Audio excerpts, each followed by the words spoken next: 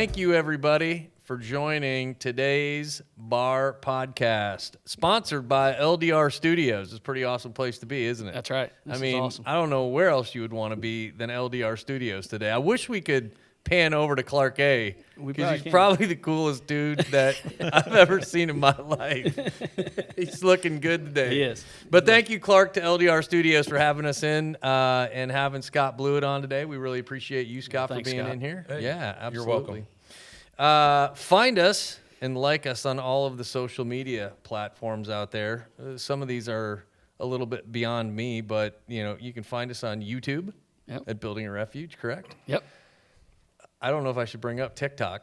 Sure you should. Yeah. Yeah, I should, We'll I guess, get there. right? Yeah. I may be culprit of putting something on TikTok that was inappropriate, but I didn't do it. But anyways, you can find us on TikTok at Building a Refuge. You can also find us on Twitter, Facebook, and as I mentioned before, you can find us on YouTube, all at Building a Refuge. That's right. Before we get going today, as we always have in the past, we want to thank our veterans and those out there that have supported us and I think given us freedom. But that's right. as well, if you're suffering or you're going through anything at all, we have a couple of resources that you can resource. One is by texting the word refuge to 494949.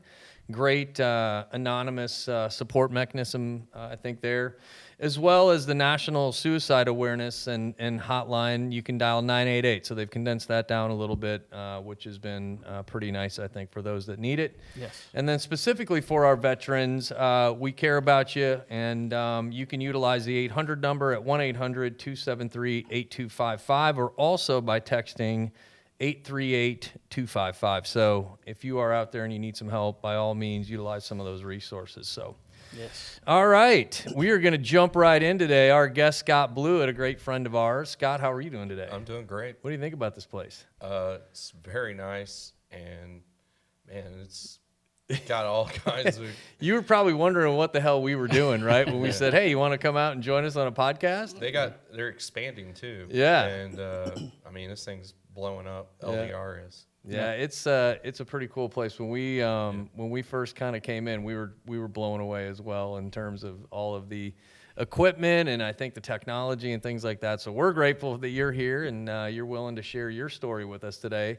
As many, I think, of the folks that we've talked to in the past, and with Building a Refuge, it's one story at a time to create hope. And so. Yes. We think that, you certainly have an interesting story to share, and we're excited for everybody to hear it. And as we have in past shows as well, we always like to kind of figure out where our guests come from. Scott, you and I have known each other for about 7 years.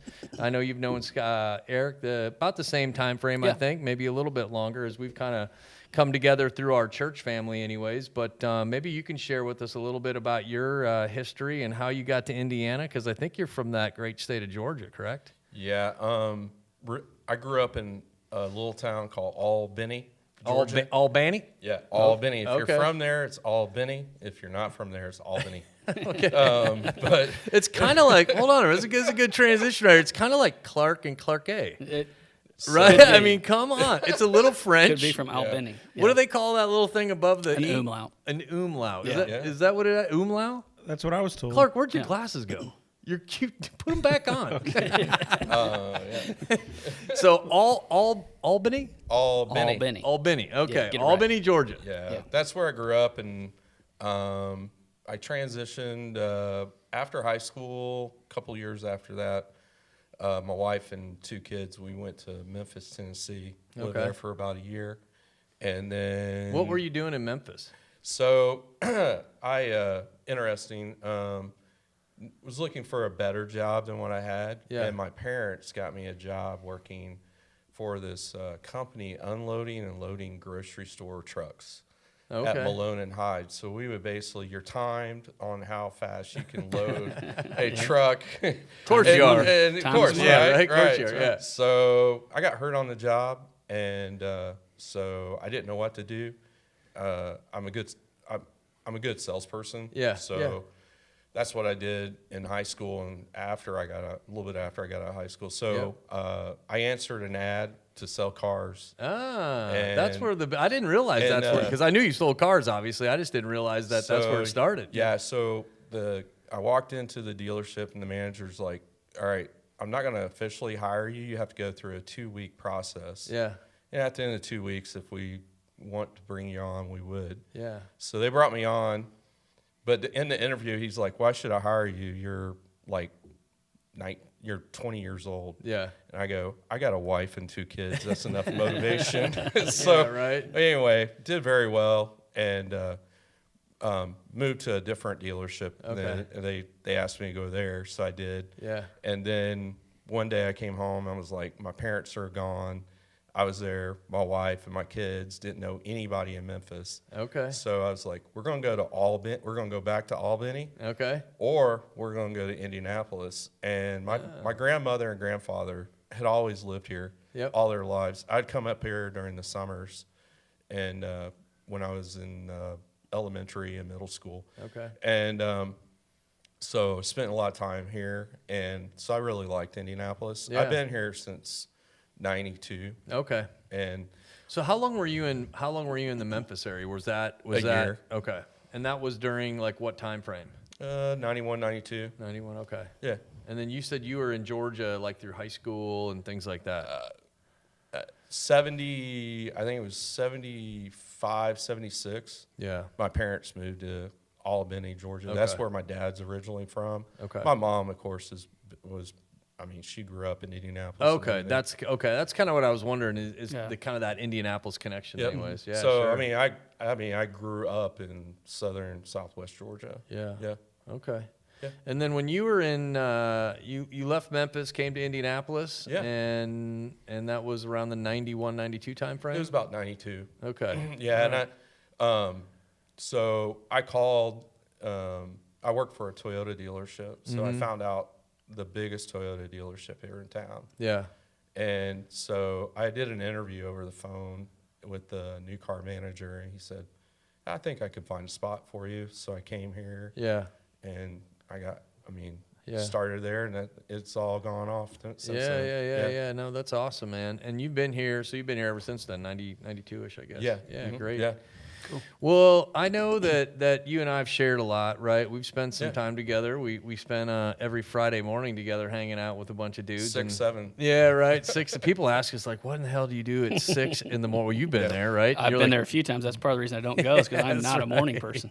A lot It of is people right. tell me that they can't get up that early. Yeah. So I'm like, all right, Can't no do it. problem. It's interesting though because again, for our listeners out there that have not only listened into some of our podcasts so far, we really do focus on mental health, and I think even our Friday morning group, we talk a lot about that, right? Yeah. Just relative to things going on in life, shit that dudes are going through, and inevitably, like our motto calls out one story at a time. We always find some interesting stories, and when Scott and I met each other, gosh, probably 7 years ago, did I find out a pretty interesting, personal story that you've been through, Scott. So start walking us through a little bit where that started and some time frame around it, and just frame that up, I guess, from a standpoint of how that's kind of impacted you overall. You know what I mean, to where you're at today. So I lived in an environment. I grew up in an environment with my parents, who I love them so much. Yeah. But Are your parents still around? yeah, my They are? parents are. Yeah. Great. And so it was a very conservative environment. Church. Yeah. Mostly, anytime the church building was open, supposed to be there. Yeah. And I just did not. I just ran from that. Yeah. And didn't want to be any part of that. Yep. And rebelled probably, Yeah. a lot. Yeah. And then being under that pressure and that environment led me some bad choices, I guess. Yeah. And so I built this, and when I was going through school in high school, this manner or this attitude towards my parents that I didn't particularly care for them. Yeah. And I committed myself that when I graduated, I was going to move far away as possible from my parents, sure. right? And halfway through my senior year, I basically lived with the manager of the shoe store there at the mall there in town. Okay. And I was working there, and so after I graduated, I was going to go into the Army. And so I told my boss, and we had a conversation, and basically he's like, hey, don't do that. I think I can do something different for you. Okay. And like 3 days before I was going to Atlanta to enlist, he said, the district manager flew in and said, hey, I want to offer you a job in Kenosha, Wisconsin. Okay. Yeah, I remember I knew there was a northern connection right. there. Yeah, okay. So I'm like, okay, well, that meets one goal, right? Right. Far away from my parents. And I'd already started doing different things in high school. Yeah. Alcohol, drugs, Right, whatever. right. So I moved up there. I got on a plane, moved up there, knew no one. And I ended up just getting in with a bunch of, this was in 1990. Okay.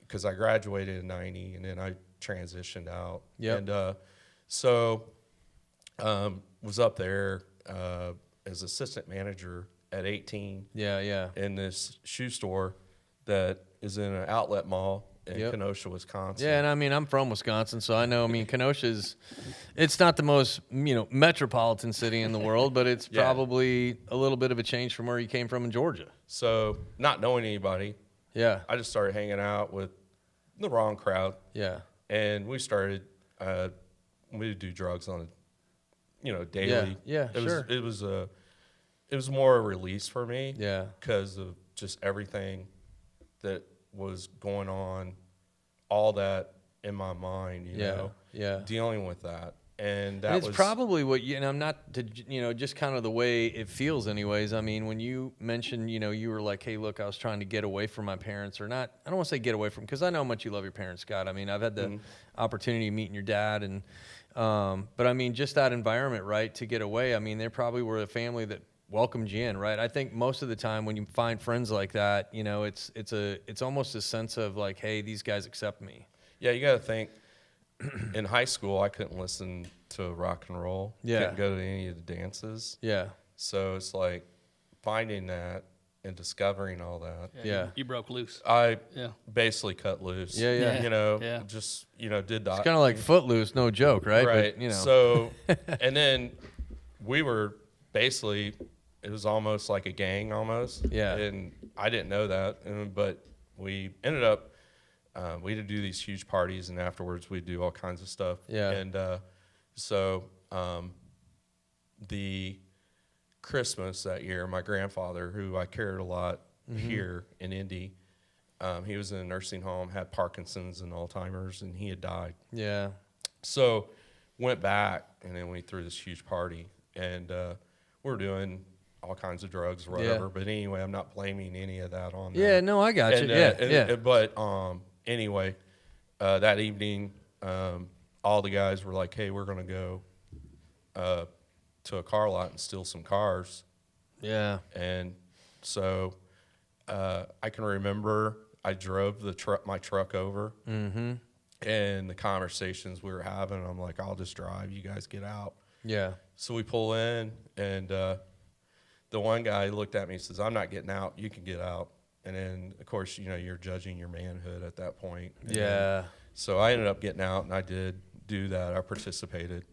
And I was 18 at the time. Right.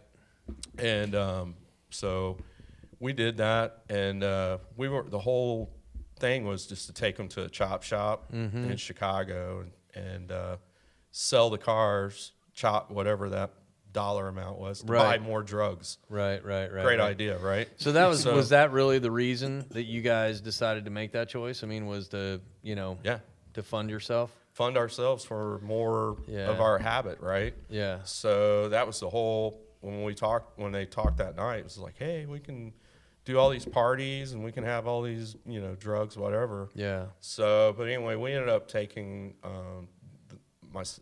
myself and the guys that were with me. Yeah. We ended up taking like 3 cars that night, and we parked them all across the city, and then we transitioned 2 of them to Chicago by the old Comiskey baseball park. Okay. And so time went by, weeks went by, and we, of course, threw another party two of the guys, I had no idea who they were. Yeah. And I'd never seen them before. They left, found out where one of them was parked by the Kaminsky, and they got arrested that night. And so then about a week or two later, I got a phone call when I was at work. Yeah. From the detective, and he goes, "I got some questions for you." Yeah. And I was like, "Sure." And so then he picked me up after work because he asked me what time I got off. Took me downtown, asked me some questions, and I said, "Well, I might have heard something at a party, but I don't know. I mean, I'm not from here, so I don't know a lot of people." Yeah. And so he was like, "Well, if you remember anything, if anything comes to remember, just call me." Right. And then he goes, "I'm gonna drop you back off." I was like, "Okay." So then You probably were like, holy shit. I just got away with this. Yeah. Well, either got away or it's still like, man, shit, what's going on? Yeah. Yeah. So then you got, all of us are processing this because we're all going one by one. Yeah. And we're all like, "Hey, what's going on? What did you say? What did he say? What did that person say?" Are most of the guys that you're with, are they all the same age? Yeah. Okay. There was roughly the same age. There might have been like one or two that were probably a year or two older than I was Gotcha. at Yeah. the time, but they were all about the same, similar age. Yeah. Yeah. And so 2 weeks went by, and he called me. He says, "I think you left some stuff out," and I was like, "Oh, okay." Ouch. So then he picked me up, and he just told me, basically played a recording, whatever, Yeah. from one of the guys Yeah. I knew. And I said, "Well, I'm not the leader." Yeah. And so then he arrested me that night. And then the crazy thing is, it was, I don't know why, how, or who, but I didn't spend 1 minute in jail. So when they arrested you, where did you end up going? He dropped me back off at my car. Really? And I wasn't even the narc. I mean, he already knew everything. Yeah. And so he was like, "Hey, you can't leave the state." And I was like, "Okay." I'm like, "Well, what am I going to do?" So then, like, a week went by, and my parents started calling and asking questions, and I didn't know where they got it from. And I just told them, I said, "I didn't do anything." So then So they knew. they had heard, Okay. and they didn't know, and I was denying everything at that time Yeah. and trying to figure things out. Guilt, shame, all that just was huge. How much time had gone by, Scott, since that night y'all made that choice to when we're at right now, where you're, kind of in this phase of talking to your parents and It was probably a 4 or 5 week window. okay, so a month or so, yeah. Yeah. Okay.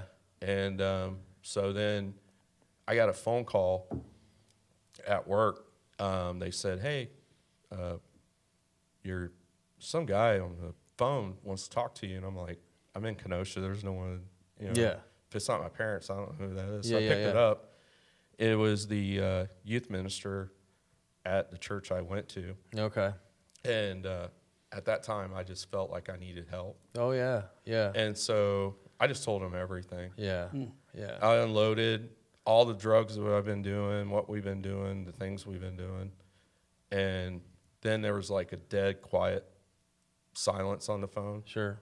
And then my mom talked. How And did that make you feel? Did you know your mom was on?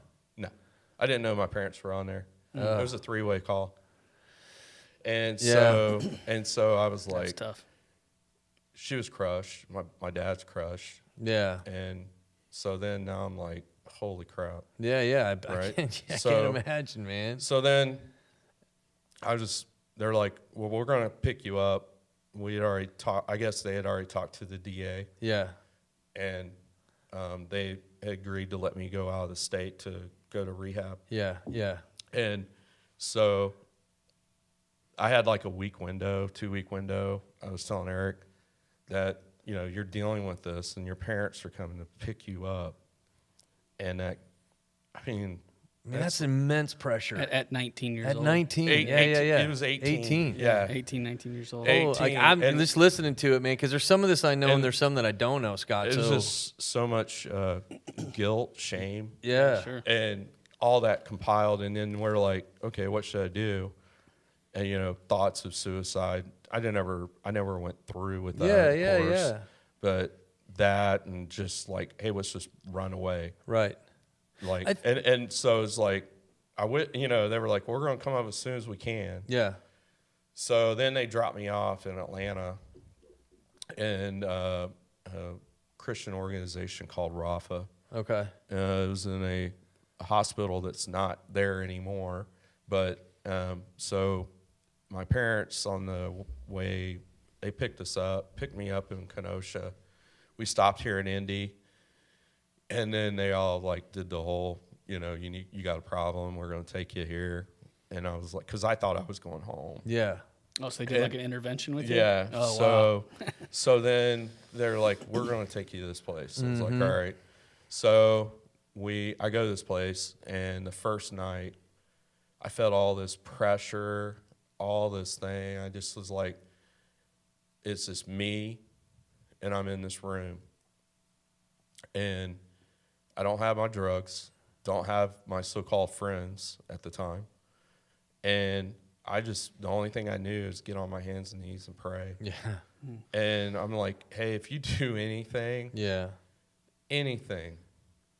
I mean, I can remember just sitting there, Yeah. and I was just like, and I was telling Erik earlier, every day goes by, I was just like, well, this is what prison's going to be like, because I go to my room, Yeah.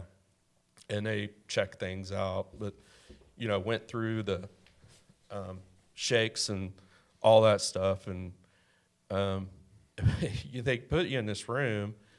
If you ever know what rehab looks like, and they got all this food, because I'm a pretty big guy now, but I was real skinny then. Yeah. And it's like, we want you to eat. It's like, here's a soda pop machine, and here's food, and all these cakes and cookies and stuff. Yeah. Did they have gummy bears, though? I mean, because No. here at LDR Studios, we get gummy bears, right, Yeah. Clark? Somebody brought them. So, yeah. That's right. Somebody brought them. So I was supposed to go to court right after rehab was over. Yeah, yeah. So it was a 90-day program. So let me ask you this. I just want to I want to do a couple things. One, for listeners out there that are kind of listening into this, right, and have listened to other shows of ours. I just get it sitting here and feeling with you, right? I mean, I know you, Scott, but I mean, for those out there that are listening in, and I'm sure somebody will hear this and have gone through similar things, right? That's the goal in what we do here on this podcast, Yep. and what we do at Building a Refuge. And again, I've said we're so grateful that you're kind enough and courageous enough to share this story, because it's very personal.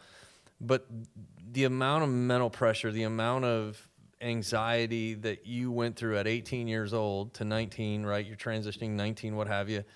I told Erik I celebrated my 19th birthday in rehab. Yeah, man. So my wife and I, my wife Tracy and I, we just celebrated our 51st birthdays last week.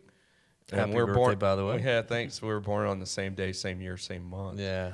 And she asked me what my worst birthday was, and I said it was in rehab. Yeah. And when I turned 19, and I mean, you got to think, my parents didn't have a lot of money. Yeah. And they didn't. I mean, I was telling Erik, they came like once or twice for the weekends, and usually I didn't have a guest Right. for the weekends, but they did as much as they could. Yeah. Yeah. And but yeah. Yeah, I just, I think we'd be remiss, right, if you kind of, like, when you walk through a story like this, you don't kind of stop and realize the amount of pressure that you were under, and I'm sure others are under. And I hope, and Erik, I know you do, and we all do, that somebody hears this, right? Yeah. They hear this story and they're like, shit, man, I'm not alone. You know what I mean? I'm not the only one going through this. Because, Scott, what you share is, like, I'm sure you thought at that time, I'm the only one going through this. I think going through that at that time, Yeah. I was feeling guilt and shame, and like I didn't want to see my friends I grew up in school with, right? Yeah. I don't want to see these people because they knew what I did. Yeah. I'm this horrible person, right? Yeah. Right. Yeah. And so it was a whole like process, I had to go through. Yeah. And I mean, going through the rehab just broke me down. Yeah. And it literally, I mean, but it was a good thing. Sure. You know, at first I didn't think it was a good thing, right? Mm-hmm. Because you don't want to go. Yeah, you're clouded, man. I mean, your mind's clouded. But I knew I needed help. Yeah. I needed somebody to help me. Sure. And I needed people to help me. Yeah. And I was in my own way crying out for help. Yeah. By going to do that, right? Yeah. Because I had opportunity not to be there when my parents got there, Right. pick me up. Right. Sure. Right. Yeah. But I wanted help Yeah. for the long Yeah, run. that's I mean, that and is it was just like, yeah.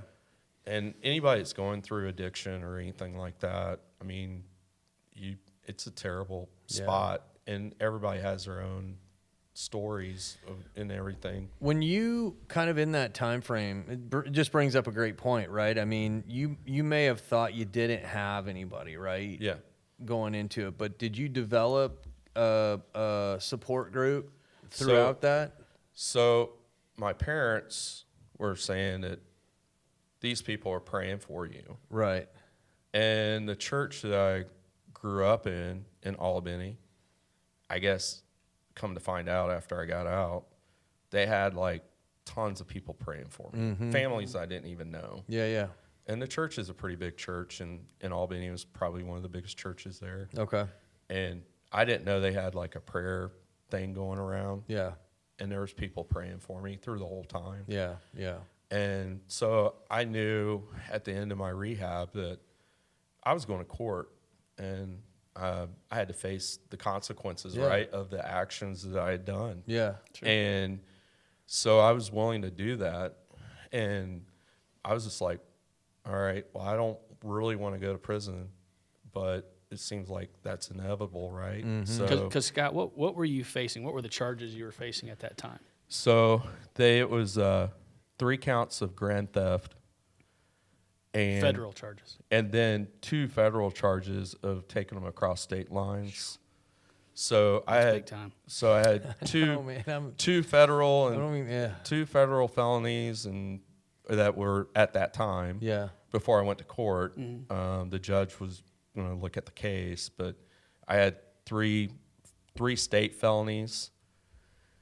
Two federal, and I think there was like some other stuff like damages we done Yeah, to to the vehicles. to the vehicles and to the dealership. So anyway, and then the total amount, and then 6 guys was the total that was arrested. Yeah.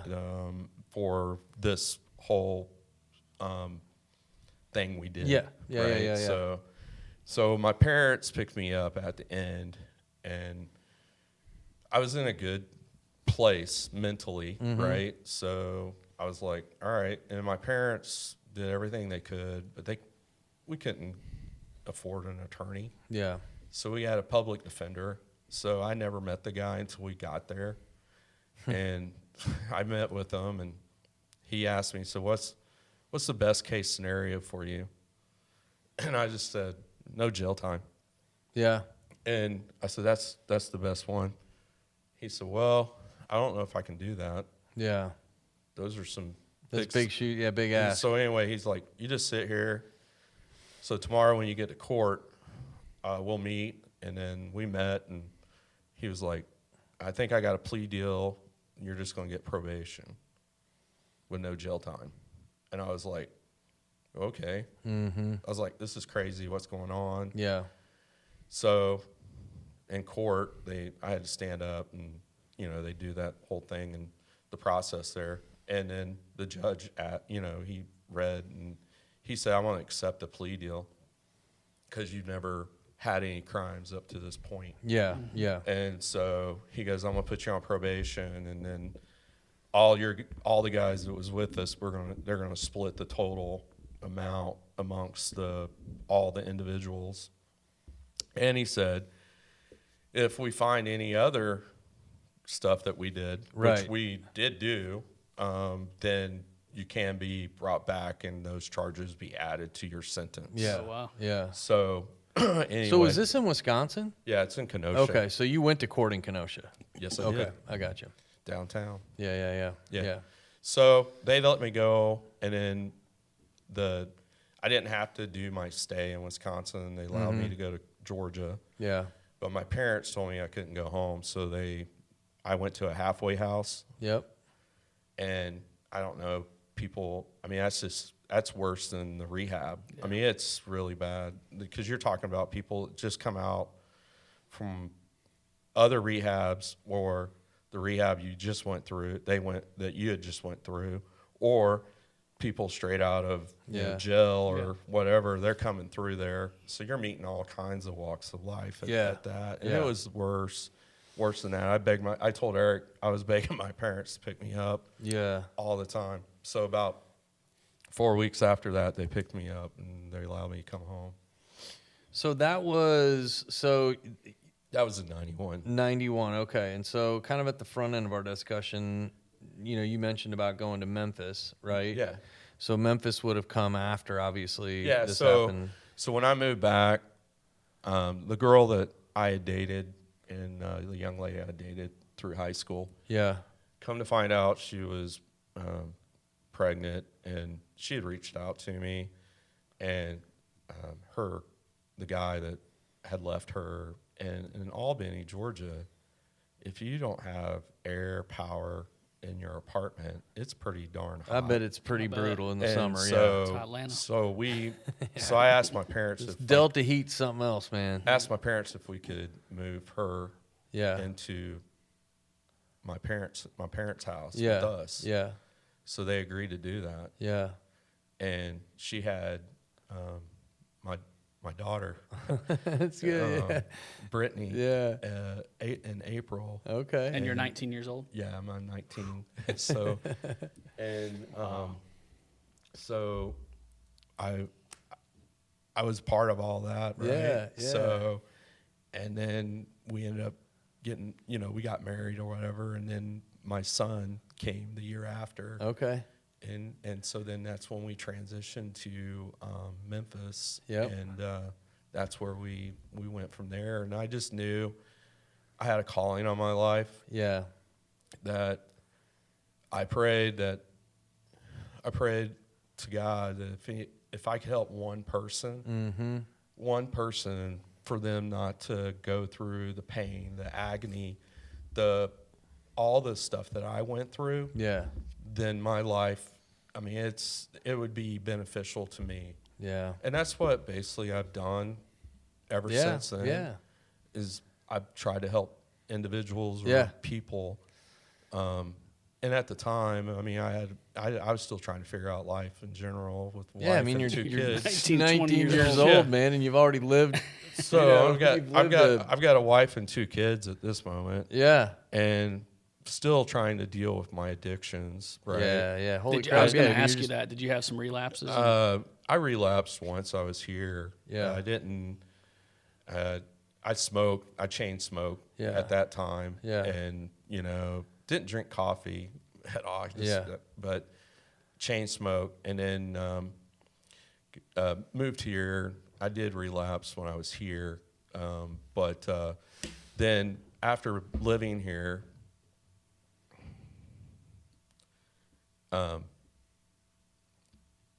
I was living here selling cars at Butler Toyota and trying to do the best I could for my family, right? Right. And I still had issues dealing with, I had my own things, but I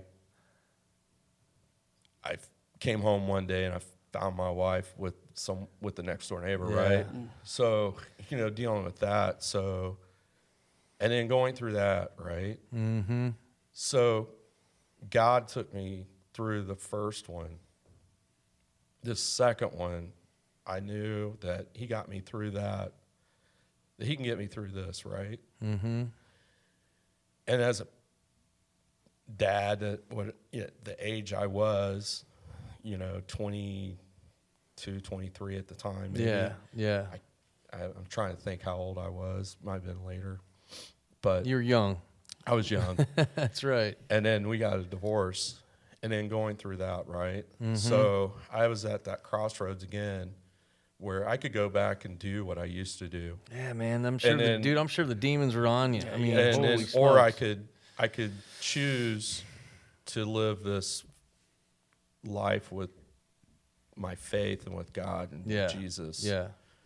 And through this whole process, this one couple here in Indy, they were here when the night that that we stopped here on the way to rehab, and it's Dale Speckman's mom and dad, and so Holy smokes. they basically when I was going through my divorce, it was a dark place, right? Yeah. So they would call me all the time. What are you doing? Yeah. Are you hungry? Yeah. You want to come over for food? Yeah. I got some food for you. I was like, okay. And I'm Yeah. like, all right. And I just remember,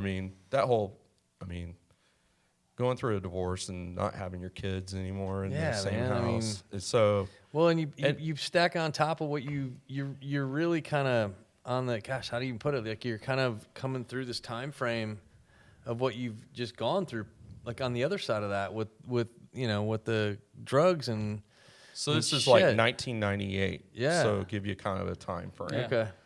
So in 98. I'm taking good notes on these timelines here because I Yeah, want to it's make sure fine. I'm straight. So in 98, that's when we went through this. My kids, one was 7, one was 6. Okay. And so,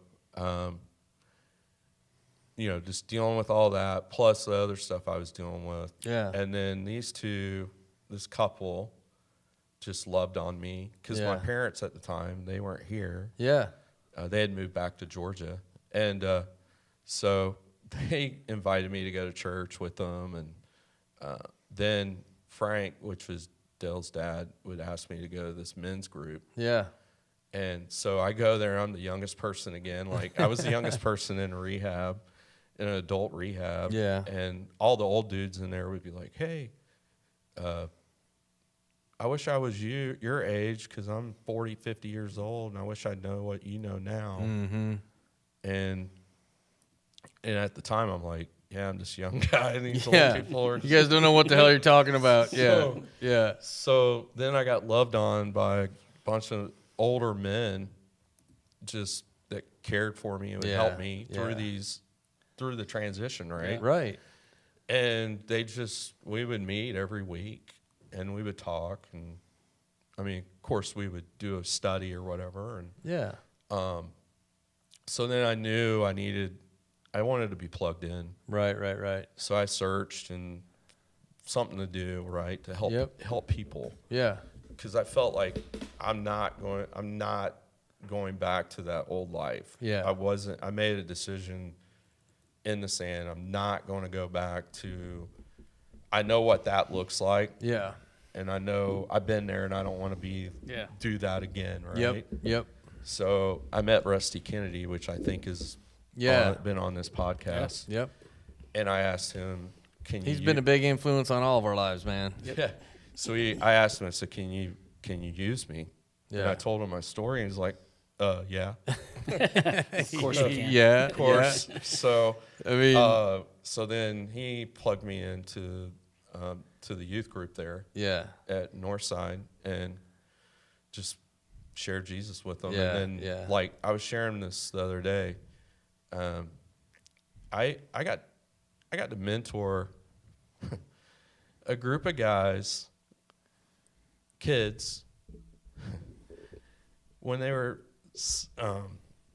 seventh grade, Yeah. all through high school. Yeah. And I didn't know. No one told me, hey, this is what you're supposed to do, what you're not supposed to do. Yeah. So like the first time I was in the room with them at camp, and I'd been like trying to think things I should do, right? Right. Read Yeah. this, read that. How can you impact? Yeah. So this is a good way to do it. And I was like, I threw it all out the window. I was like, I'm just going to tell them my story. Yeah. Right. And so, I mean- so I was like, and then God honest truth, I told them my story, and these are 7th graders. How did they tune in? I mean, you could hear a pin drop. I'm sure you could. Yeah. And then all of a sudden they're looking at me and they're like, hey, I'm doing this right now. I'm doing that right now. Yeah. I've done this. Yeah. I'm doing this. That's right. And I'm like, how am I supposed to process all this? I mean, I'm like, okay, we'll walk through this. Yeah. And a lot of those guys I stay in contact with today, but I started this whole thing. I just wanted to impact one person. Yeah. Share my story, impact one person. I probably impacted more than one person. You have, man. And now I definitely have. Now I love on you guys every Friday morning. You know, Yeah. you guys both know, you know, the whole faith thing and how I struggled with that while I was going through what I went through. And it's interesting, Scott, because you came and you shared with me earlier a little bit more about your background in church and how kind of restrictive it was. And it's interesting how you moved away from it, but you came back to it, but you came back to it in a different way. Because it's not like that. Yeah. What's it like for you today? Like, what does it look like for you today? I have freedom. Yeah. God's got more time on his hands to sit up there and say, hey, Scott, you just did that? Really? Yeah. Nah. He looks at me and he loves me. Yeah. He doesn't view me as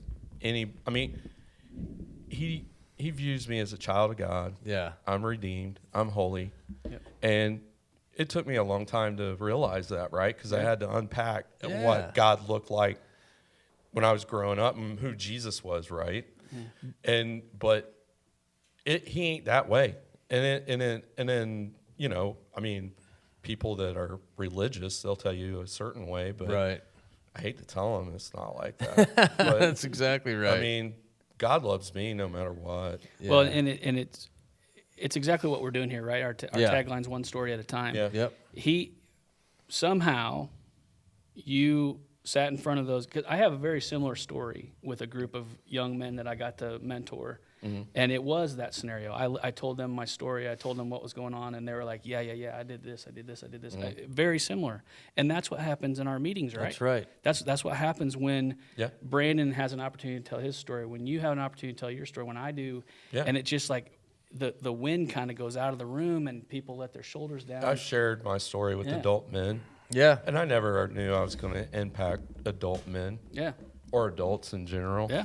I mean, And we're they- sitting and they- here. and We're they- sitting here today because of that. And That's right. I mean, and they've come to me and be like, "Hey, I'm doing this right now," yeah. or "Hey, let's talk." And I'm Yeah. like, "Okay, let's talk." I mean, I think Let's the hang important part is, right? I mean, and we say this a lot on our podcast, and I would emphasize this for people that are listening in, right? One will never push anything, right? Because I think the three of us can agree as we sit here and what we've learned, and Scott, you mentioned this, it's about your identity, right? We're holy, righteous, redeemed. We're free. Yeah. But we certainly are not going to push anybody Right. to one way or another. But I can tell you, when Scott tells you that you're loved and you're not alone, and if we can reach one person, man, that's why I'm in it, man. I'm in this. I mean, and I said we're here for that reason. I mean, Clark, we met you, and we wouldn't be doing this right now if that meaning of what Scott just mentioned right there, if it touches one person. And I'm telling you, man, it humbles me. It humbles me. Driving over here, I texted Clark. I was like, man, dude, I'm excited today. I get all, because I am. I know the power in this. I know what one story can do. Yeah. And Scott, that's why, like, we're grateful to have you on, man, because I mean, your story is a real story, and there's still more.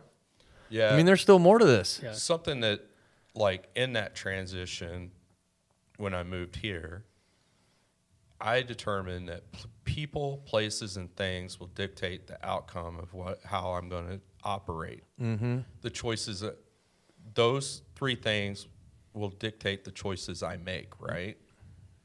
So I didn't put myself in places that were going to give me opportunities to be with people that use. Yeah. And I thought they were like some not cool people. Yeah. But there are a lot of cool people that don't do. I mean, yeah. You know what I'm saying? I So totally it's do. it's like you go through that process and you're just like, oh, I'm going to be with these people. Yeah. How are you supposed to have fun if you're not drunk or high? Right, How am I yeah, supposed to have yeah, fun if I'm yeah. not Yeah. doing drugs or Right. So it's going through that. I mean, that was something that if I can tell someone, that was something I made a determination. Yeah. And I surrounded myself with good people. Yeah. And then in the places I went to, I mean, I still went. But I think here's the other thing, right? There's no judgment. No. Right? I mean, to your point earlier about being able and being blessed to be able to come and hang out with somebody, we do this because, like, I don't care who you are. Like, I don't care, man, if somebody comes to me tomorrow and says, hey, I heard your story, can I talk to you? Erik knows, everybody in here that knows it's done anything with building a refuge, we're like, yeah, where are you at? Yep. Like, I'll move a schedule around to come and hang out with you because I get the same thing. Guys calling me and they're like, hey, can we go to lunch? Right. And I'm like, all right. And then come to find out they're telling me, hey, this is going on in my life. Yeah. Can you what's But it was because you were transparent and vulnerable enough to be able to at some point in time, they heard your story. Yeah. Right. Or from somebody else or Yeah. you personally or whatever. And that's the power that Brandon talked about earlier. That's the power of our story. Mm-hmm. And when we decide or make that decision or feel comfortable enough to tell Be that vulnerable. story, to tell that story, Yeah. this kind of stuff happens. Yeah. You know, this Because happens. the fear of that, right? Yeah. The fear of this story getting out is the people that don't know my story, Right. how they're going to respond now of knowing my story. Yeah. Right. Yeah. That's the fear, right? Yep. That's Well, right. okay, this person's not going to call me no more. Yeah. This person probably, but they don't know who I am. Yeah. And you can say all day long, hey, it's no big deal. They just don't call me anymore. It hurts. It hurts. It hurts Yeah. when somebody, Yeah.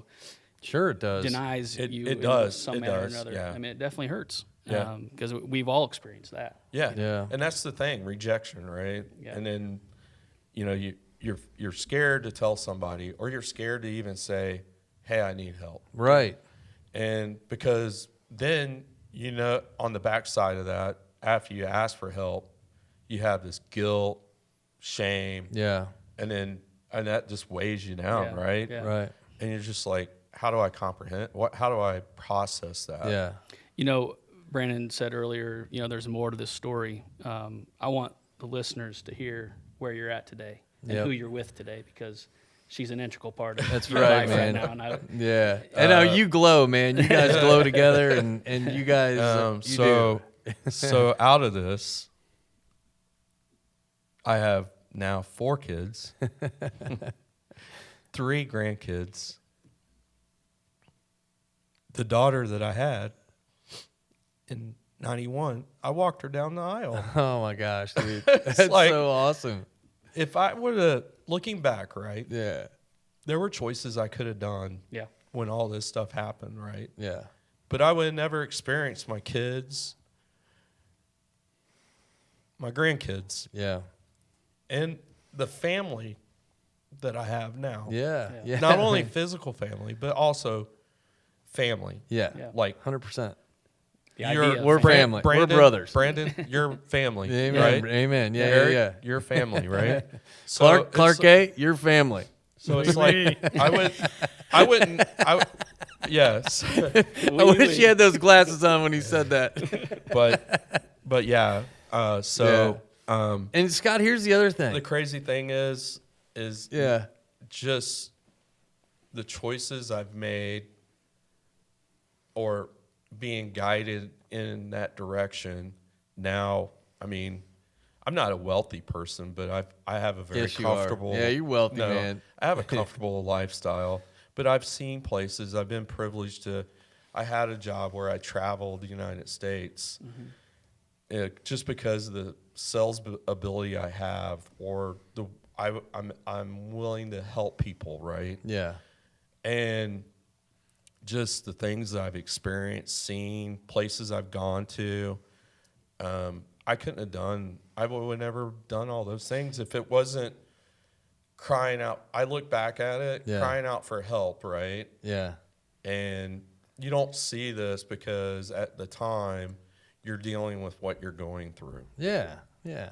But what I'm saying, when I'm looking back on it, decisions I made, even when I went through my divorce, and going through that is just a terrible thing. And if there's any guy going through that, or a person going through that, they know that that's not a good place. Yeah. Because your kids aren't, and you're now by yourself again. It's a good point. So let me ask you this: as Erik just mentioned a little bit ago, I mean, because you're blessed, man. You and your wife are wonderful, wonderful people. I love her to death. I know you do. I love that. What would you say to a guy that's going through a divorce? Not laying out a plan, but what would you say to him? Like, hey, man, here's a good first step.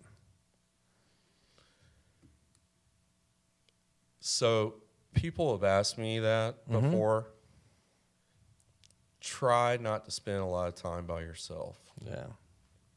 That's true in a lot of different look, areas. I kind of figured you'd answer it this way. I mean, not that I'm throwing you a softball, right? Because I don't know. And I do ask these questions for people out there that are listening, because I do believe somebody's listening. Yeah. And I think it's important for them to know. I mean, this is what we do at Building a Refuge. I mean, this is what we do. If there's any way possible, heck, man, I wouldn't be shocked if somebody comes in from a different state, a different country, or whatever one day and said, hey, man, I heard your podcast, and I heard Scott talk about this, and I want to check you guys out. Yeah. You know what I mean? Alone is not probably a good thing when you're going through something like I went through the first thing, or even the second thing, or even going through a divorce, or even what Erik went through or you went through, right? Yeah. Because Brandon, you went through something. Yeah. I know your story too. Yeah, yeah. And it's like, but they're all individual, right, man. They're all different. Yeah. But probably you would say the same thing. And of course, Erik would say the same thing. Yeah. Yep. Is when you're going through something like that, if you're by yourself, and you're alone, going through that, man, I don't know how. And guys have a tendency, man. We're all dudes have a tendency of not wanting to be vulnerable, right? Not wanting to share their struggles, share like, man, I'm in a bad spot, right? And listen, we understand, Erik, you and I've spent a lot of time talking about this, and so have you and I, Scott, and our group of our guys that we hang out with. But it's like, we know that just kicking that door open an inch, is the first step. Some daylight. And listen, I will tell anybody that's listening, man, if Building a Refuge is a good way to you come out. We host monthly meetings. If you want to come out and just hang out, don't ever feel pressured to do anything. And right? Guess what? When you're hanging out, you don't have to let anybody know what you're going through. Hell no. Right. I mean, you can just be a normal person, come in and hang out, and you're going to find guys. Because you got to build that trust. That trust is, and we know that. Trust is earned, right? Well, and let's look at Scott and his specific situation. I mean, his support system, when you're going through your divorce, came from somewhere completely unexpected. I mean, you didn't know the Speckmans, did you? I knew them all through my life. I mean, I grew up, my parents, that was one of their good friends when they lived here. Gotcha. But, I mean, we didn't ever, when I was in junior high, elementary, high school, we'd see them every once in a while when we would come up here as a family to visit my grandparents. But, I mean, I didn't know them them. So they reached out to you. Yeah. You weren't even seeking that. No. And to sometimes I think, in my situation, what if someone hadn't have reached out? Like, what would have become of me? Yeah. And it's like that's really the motivational factor for me is, what if I don't reach out to that person, or what if I don't? What if we don't do this podcast? What does that mean? And we're not the end all be all solution. Nobody is. We know what the end all be all solution is, but that's right. It's like we're like you said, we're that little bit of light in that door that we can bring people around, and it's community, right? Yeah, I tell people I don't have all the answers. Yeah. I don't. You have experience. I have some experiences. Yep. And I can tell you what helped for me. For sure. And how my faith got me through that. Right. And people, friends, helped me get through that. Yeah.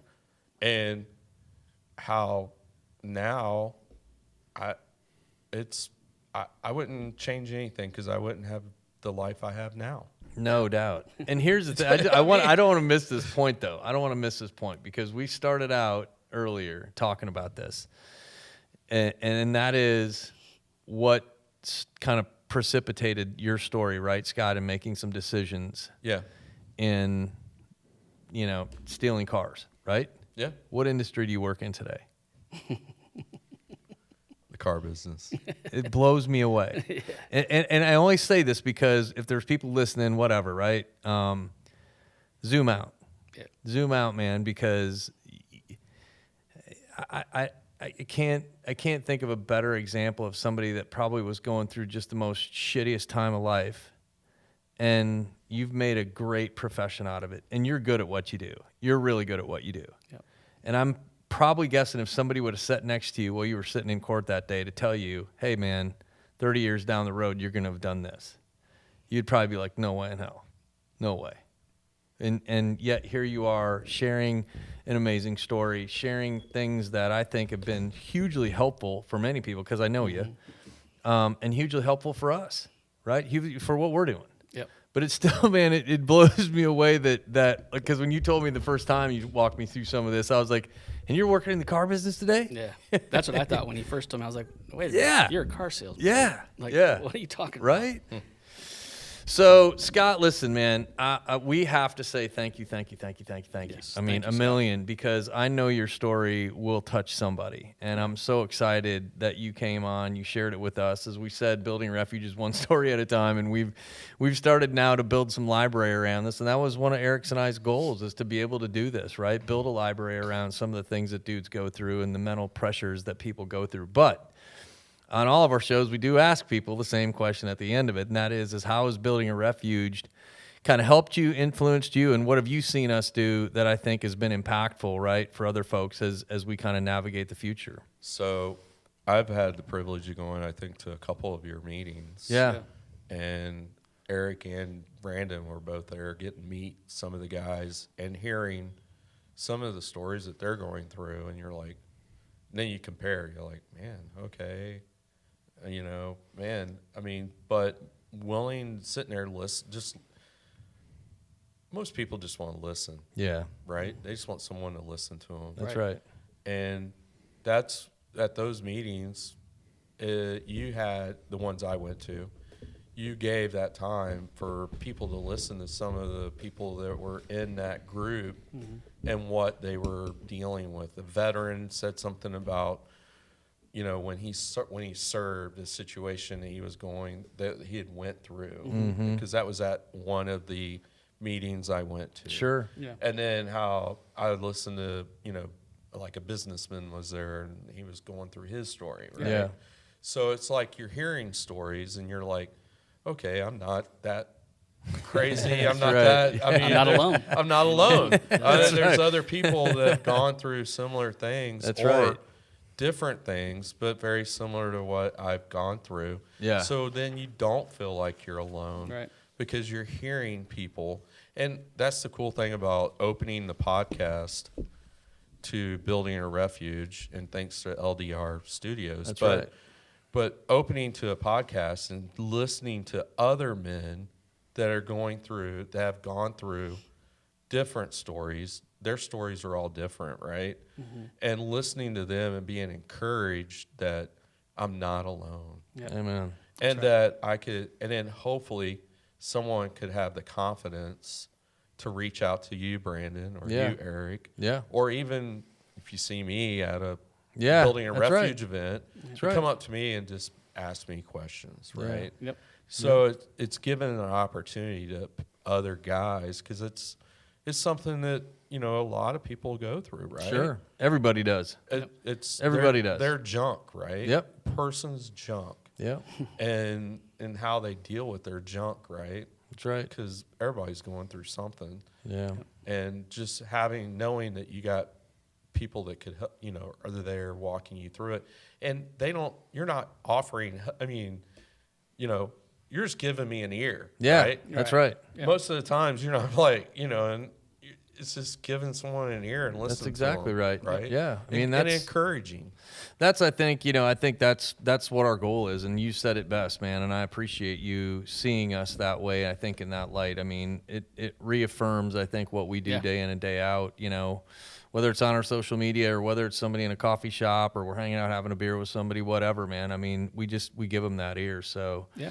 But Scott, thank you very much. We are so grateful, man, again, to have you on. We can't say thanks enough. I mean, your story is meaningful, it's purposeful, and I know that it will definitely, it will hit somebody's heart. I know it will. I trust it will because it's happened before, and I know it's going to happen in the future. But as we kind of close out our show, as we do all the time, as we did at the beginning, if you're struggling out there, we care, man. We care about you. We want to hear from you if you're going through something. Some of the resources that we have that we mentioned on the front end, you can text 494949 to an anonymous line. It works very well. You can also dial 988 for the National Suicide Awareness Line. And then I'd be remiss again, our veterans, thank you for what you do and have done for us. And I think that is a big area of focus as well on what we do here at Building a Refuge. But you can utilize the National Suicide Awareness Line there at 1-800-273-8255, or you can text 838-255. So again, thank you to all our listeners. You can go out, find us on Facebook, YouTube, find us on our YouTube channel, Building a Refuge. Like and subscribe. That's right, like and subscribe. TikTok. I promise I'll get better at TikTok in the future, right, Clark? Yep, that's going to happen. So. I hope so, because right now, can't get any worse. If Sydney's on the team here, she's graded me an F, man. I don't know if I'm real good at it, but thank you to all our listeners out there. We greatly appreciate you, and thank you for tuning in today.